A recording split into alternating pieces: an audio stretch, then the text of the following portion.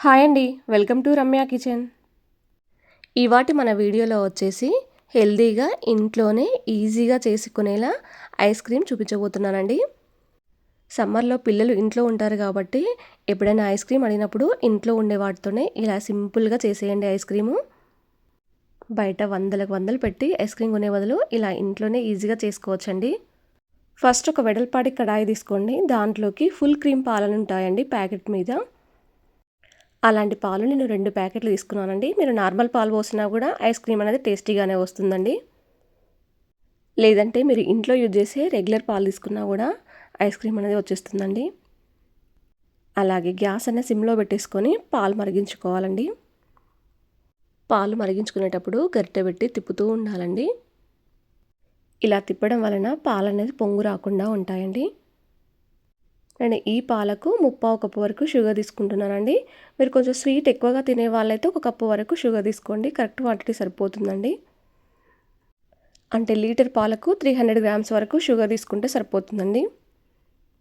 Sugar వేసిన తర్వాత కూడా కలుపుకుంటూ ఉండాలండి. ఇప్పుడు ఒక చిన్న బౌల్ తీసుకొని దాంట్లోకి 3 టేబుల్ స్పూన్ల వరకు కార్న్ ఫ్లోర్ తీసుకోండి.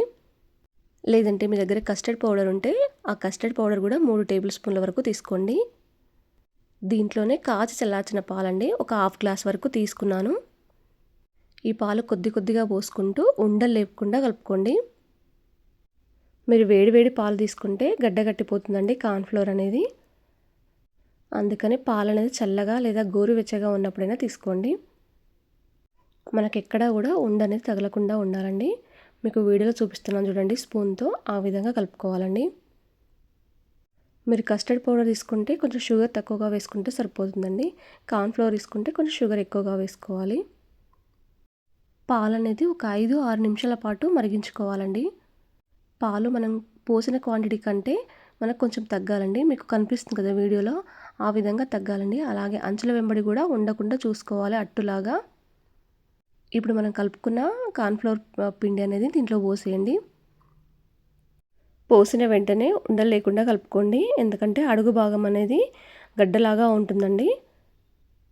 ఈ ప్రాసెస్ అంతా కూడా గ్యాస్ అనేది సిమ్లో పెట్టేసుకొని చేసుకోవాలండి. హైలో పెట్టేసుకుంటే గడ్డలాగా అయిపోతుంది. ఒక 2-3 నిమిషాల పాటు ఉడికించుకోవాలండి. ఆ తర్వాత పూర్తిగా గ్యాస్ అనేది ఆఫ్ చేసేయాలండి. ఆ తర్వాత వెనిలా ఎసెన్స్ అండి, బయట సూపర్ మార్కెట్లో ఎక్కడైనా దొరుకుతుంది వెనిలా ఎసెన్స్ అనేది. మనం ఐస్ క్రీమ్ అనేది వెనిలా ఫ్లేవర్ చేస్తున్నాం కాబట్టి వెనిలా ఎసెన్స్ వేసుకుంటున్నామండి. ఒక హాఫ్ టీ స్పూన్ వరకు వేసుకోండి సరిపోతుందండి. మరీ ఎక్కువగా వేసుకోకండి. ఇది వేసుకుంటే ఐస్ క్రీమ్ అనేది చాలా టేస్టీగా ఉంటుందండి. ఆ ఫ్లేవర్ అనేది కూడా మనకు తెలుస్తుంది. పూర్తిగా చల్లారే వరకు పక్కన పెట్టేసేయండి. చల్లారిన తర్వాత చూడండి, ఇలా మీగడ అనేది ఇలా కడుతుందండి మనకు.